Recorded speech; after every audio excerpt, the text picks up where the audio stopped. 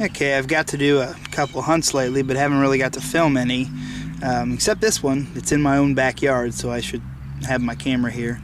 I was getting ready to till my garden spot. You see we got a nice flat area back here, and had a few spare minutes, so took the E-Trac hunting over this area. I haven't really hit that hard since we've moved here. The previous owner of the house, I guess, put carpet down to prevent weeds and stuff from growing, so as you can see I sliced through that. I got a pretty good signal, and there's a little bit of a silver rim sticking out. Looks like a dime. Yeah, that's just too cake there, so I'm going to take that inside and clean it off and show it to you here in a little bit with the rest of the coins I found in my last couple hunts. Alright, we'll come back. Okay, as you can see, I got the garden tilled from the other day when I found that other dime. It was a barber, by the way, a pretty worn barber. I'll show it to you on the reveal when I show everything. But got that tilled.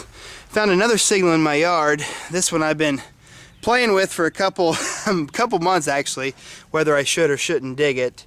And this time my buddy Cooper's over here. I actually loaned him my old metal detector, and he's using it and loving it.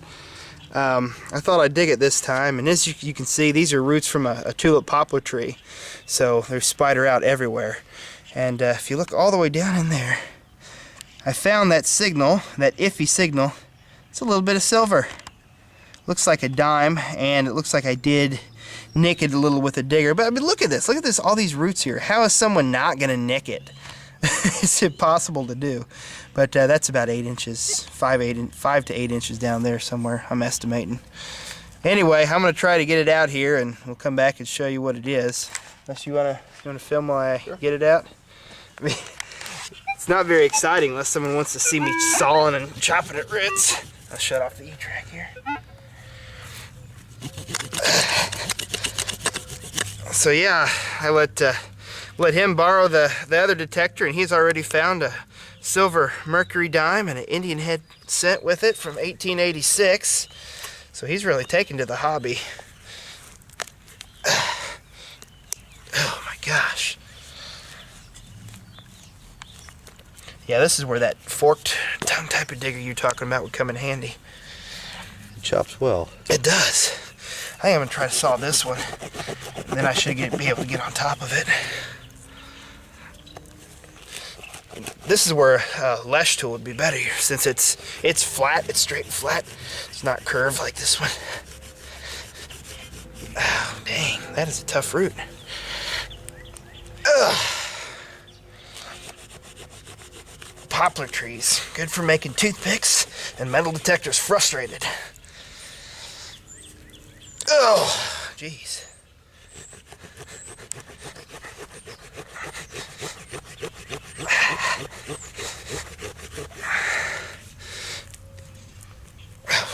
Almost there. Almost. I should have got the chainsaw out and just sit. Well, Husqvarna digging tool hasn't been made yet. Husqvarna. All this for a silver dime that I nicked with my digging tool already. Well, you're not going to leave it, are you? No, hell no. Oh, sorry about that. Flicked a little dirt on you. I've been in the dirt all morning. Huh? And my mom said, well, how much did you find? What's it worth? I said, 11 cents. It's a penny and a dime. Dustin also found a couple old horseshoes and some other stuff out there. So it looks like he's got a pretty good sight he's developing. He's non-committal on what detector he's eventually going to buy. I'm trying to swing him towards the E-Trac, but I understand it's an expensive machine. Okay, through on that side. Let's see if I can get that nub out of the way. This has to be the most boring dig ever to watch. Bunch of roots. But in the real world, you're going to be digging around a bunch of roots. Okay. There we go.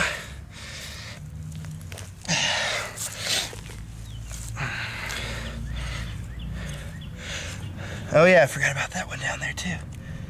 Okay, there's that dime right there. Jeez. It is way down in there. It is. It is way down in there. Man, I don't want to pry on the dime. Is that in the root? I believe Has the root grown into it? The root has grown around the dime. You ain't kidding. That's what's happened. The root has grown around the silver dime. Look at that. The root's around the dime. Literally grown around it. And that's a mercury dime, I can tell. It is. Yeah. And we're definitely going to have to cut the entire root out. And if you can see, look at this root here, how it forks out and how big it is. We will have to extricate the dime from the root out of the ground. This doesn't seem worth it, does it? This seems like we may need to take a break from filming and get back to them with maybe a shot of the dime in the root. I'm glad we recorded this, because who would have believed this? There is a dime grown into a root. We'll come back when we get it dug out. What do I hit here? The red button. All right, it's a 1943 Merc, so common date, and I could have swore I nicked it a little bit. I might not have. I thought I nicked it. Yep, right there, on the rim. Little nick on the rim from the digger tool. 43 common date and not in the best of condition, but we dug it right through a root wad. What is it you said, Dustin? Any man that ain't dug shiny metal before Doesn't know what he's missing. doesn't know what he's missing. That's right. Shiny. All right. Thanks for watching. We're out here today on a beautiful day with my pal Army Man Matt hunting. And you can see I've got the Pro Coil on, and we're hunting out in the woods. And I found my first silver for today. Looks to be a dime. And it's a Merc, pretty worn Merc. I'll look at it later and get back with you. Alright, we found number 2 from the woods. It's another dime and another mercury dime.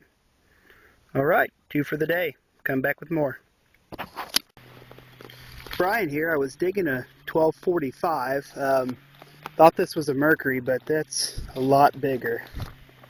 It's a $50. Come here, Matt. That's a walking Liberty $50. My first one of those I found. Alright, come back with the next one. There's a nice surface find for you. Buffalo nickel. Oops, sitting right here on the surface. Love these woods. Come back with the next one. Okay, we're back with the reveal from the last couple hunts. There's my pile of clad. The quarters were a little bigger, but I spent them at the car wash. I had to clean off the tiller I rented for the garden and then wash the mud off the truck, that kind of thing. But fair amount of clad. For metallic objects here, I've got a lot of neat buttons here. This one is a Scoville coat button. It's a Civil War Union coat button. I found this at a demoed house site here in town. And then I found a little button matching it as well. It's also a Scoville. That was neat. This is my first Civil War buttons. This is just a brass button. Can't make out the back mark at all on it. I can see a CO for company, but all the major ones said company, so who knows. This is a Evans Brothers button. I don't really know any much more on it. I haven't researched it. I'm sure it's military related though.